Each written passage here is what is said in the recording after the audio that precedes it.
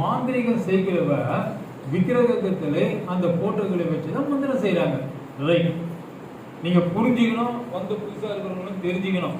புரிஞ்சாதானே தெரியும். நீங்க புரிஞ்சுக்கணும்னா உங்களுக்கு இயேசு கிறிஸ்து உண்மையான தெய்வம்ன்றதை நீங்க தீர்மானிப்பீங்க. உங்க பிள்ளைகளுக்கு பெண்ணு பாக்குறீங்க இல்ல பையன் பாக்குறீங்க. ஒரு பொண்ணை பார்த்துட்டு பையனை பார்த்துட்டு ரைட் ஓகே அப்படின்னு சொன்ன முடியுமா? அந்த பொண்ணை உங்கள்கிட்ட கொண்டு வர முடியாது, அந்த பையனை உங்கள்கிட்ட கொண்டு வர முடியாது. அப்ப தெரிஞ்சவங்க மூலியமா அந்த வீட்டுக்கு போயிட்டு தங்களை என்ன பண்ணுவோம், தாழ்த்தி இல்ல தங்களை பெருமைப்படுத்தி, வெற்றியா பெருமைப்படுத்த முடியாது, ஆடை அணிகளை எல்லாம் அணிந்து கொண்டு போகும்போது உங்களுடைய பெருமை அங்க காணப்படும். அப்பதான் அங்க பெண்ணும் பிள்ளையை கேட்டு அவங்களும் நீங்களும் சம்மதித்தால் அந்த காரியம் ஒழுங்கா நடக்கும். அதுபோல இங்க மாந்திரிகம் செய்யப்படும் போது யாரை வைத்து செய்யப்படுகிறது? நான் சொல்றதெல்லாம் புரியுதுங்களா? நல்லா புரியுதுங்களா? ரைட். இப்போ மந்திரக்காரன் மந்திரம் செய்யறாரு. போட்டோங்களை வச்சு, விக்கிரகங்களை வச்சு, சிலைகளை வச்சு போட்டோ செய்யறாரு. அவையெல்லாம் என்ன சிலைகள், என்ன விக்கிரகம்? உங்களை கேட்கிறேன், தெரிஞ்சது? விக்கிரகம் சொன்னாலே சிலை வழிபாடுகள். அது போட்டோவா இருக்கலாம், கல்லா இருக்கலாம்.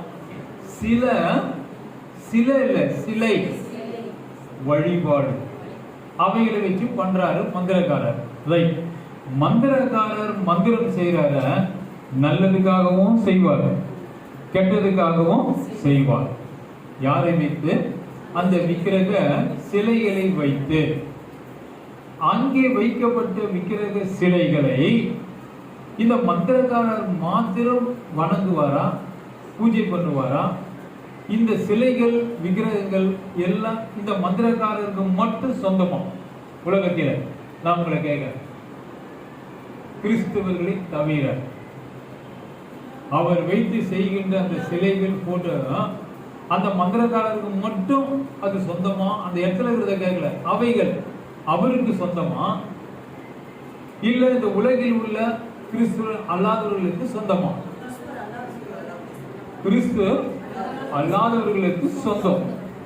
அவர்களும் இந்த சிலைகளை தான் வணங்குறாங்க. இந்த சிலை அவர் வீட்டுல வந்து இல்ல, இதே மாதிரி சிலைகளை வெளியே இருக்கு, இதே மாதிரி போட்டோக்கள் வெளியே இருக்கும், வீட்டுல இருக்கும், சில கோயில்கள் இருக்கும், சில இடத்துகள் இருக்கும். அப்ப உலகில் உள்ள மக்கள் என்ன பண்றாங்க? அதையே தான் வணங்குறாங்க. நல்லா புரிஞ்சுங்க. மந்திரகாரம் செய்யற அந்த சிலைகள், அந்த விக்கிரகங்களை என்ன பண்றாங்க? மற்றவர்களும் என்ன பண்றாங்க? கிறிஸ்து அல்லாதவர்களும் தெய்வங்கள் என்று சொல்லி வணங்குகிறார்கள். இந்த தெய்வங்களை கொண்டு இந்த மந்திரக்காரன் யார் எப்படி கேட்கிறாங்களோ, தீமைனா தீமை செய்யணும், நன்மைனா நன்மை செய்யணும். நன்மைனா என்ன? ஆசீர்வாதம். தீமைனா என்ன? செத்து போகணும், அழிஞ்சு போகணும், கை கால் கண் இதெல்லாம் என்ன பண்ணணும்? விலகாம போயிடணும். விலகாது, நீ விலகவே மாட்டேன்னு சில பேர் இப்படிலாம் பண்றதுக்கு இந்த மந்திரக்காரன் இந்த சிலைகளை வைத்து செய்கிறார். சரி, இவர்களினாலே அவைகளை உலக மக்கள், கிறிஸ்துவர்கள் அல்லாதவர்கள் அந்த சிலைகளை தேவனை பற்றி தெரிந்த பிறகு, இயேசு கிறிஸ்துவாகிய தேவனை தெரிந்த பிறகு அவைகளை பற்றி அவங்களுக்கு என்ன இல்லை, அக்கறை இல்லை, கவலை இல்லை. நம்ம ஒன்றும் இல்லை, ஆண்டவர் நமக்கு இருக்காரு அப்படின்னு சொல்லிட்டு தைரியத்தில் இருப்பாங்க. ஆனா அறியாதவர்கள் என்ன பண்ணுவாங்க? அவங்க வழிபாடு, அவங்களுடைய முற்பதாக்கள் என்ன செஞ்சாங்களோ அதை அப்படியே ஃபாலோ பண்றாங்க. இன்றைக்கும் அப்படிதான் இருக்கு, அது அவங்களுடைய காரியம். ஆனா தேவனாகிய கர்த்தர் சொல்லுகிறார், நான் நானே. அவர் தான் சொல்றார், நான் நானே, என்னை அல்லாமல் ரட்சகர் இல்லை. ரட்சகர் மீன்ஸ் எல்லாவற்றுக்கும் அவர் தான் one of the best leader, one of the best God. He is living God. அவர் ஜீவனுள்ள தேவன். மற்றவர்களை யாரையும் இது வரைக்கும் சொன்னதா எனக்கு தெரியல.